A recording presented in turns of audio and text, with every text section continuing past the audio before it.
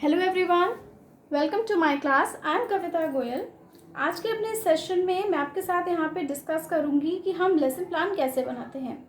Okay, सो यहाँ पे friends मेरा ये बीएड का ही एक बनाया हुआ लेसन प्लान है जो मैं आज आपको दिखाने जा रही हूँ। मेरा कॉलेज है Kanpur institute of teacher education.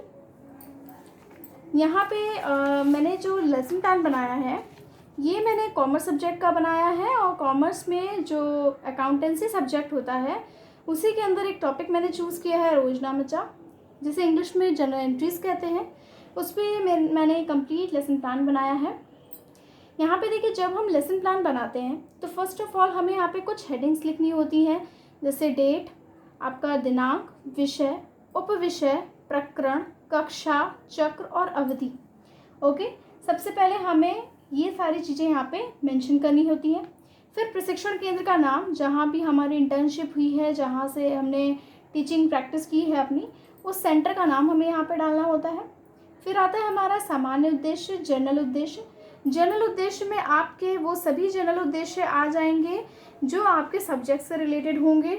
Okay, फिर आपको यहाँ पे विशिष्ट उद्देश्य मेंशन करने होते हैं। जो आपके विशिष्ट उद्देश्य होते हैं, ये सारे विशिष्ट उद्देश्य आपके टॉपिक से रिलेटेड होते हैं। जैसे आपको मैंने यहाँ पे ज्ञानात्मक उद्देश्य मेंशन किया है, बोधात्मक उद्देश्य, प्रयोगात्मक उद्देश्य, कौशलात्मक उद्देश्य और अभिरुच्यात्मक उद्देश्य।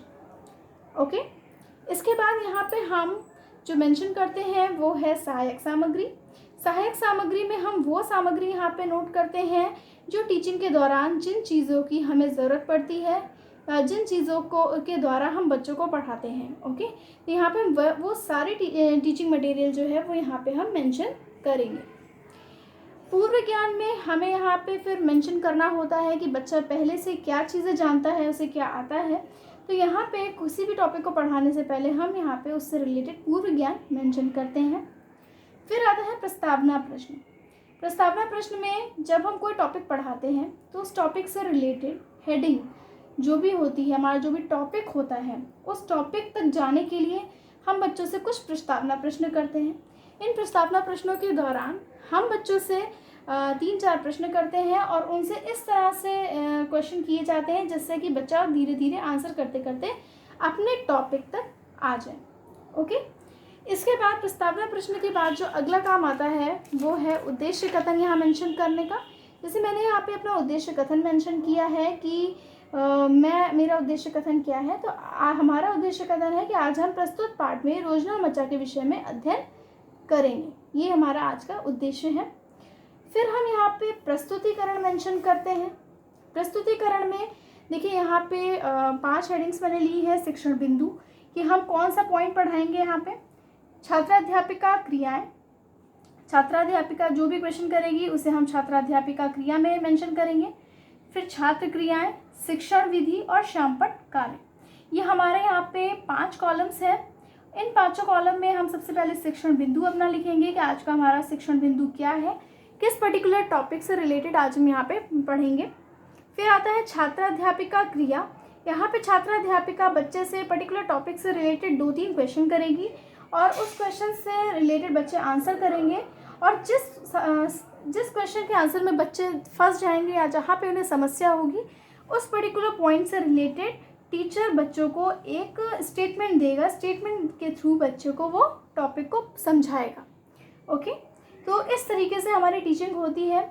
यहाँ पे शिक्षण विधि में हमें ये मेंशन करना होता है कि किस समय टीचर ने किस शिक्षण विधि का प्रयोग किया। जैसे यहाँ पे टीचर बच्चे से क्वेश्चन कर रही है तो यहाँ पे प्रश्नोत्तर विधि यूज़ हुई है और यहाँ पे टीचर बच्चों को एक व्याख्या दे रही है, एक चीज़ को समझा रही है तो यहाँ पे व्याख्यान विधि का प्रयोग हुआ है।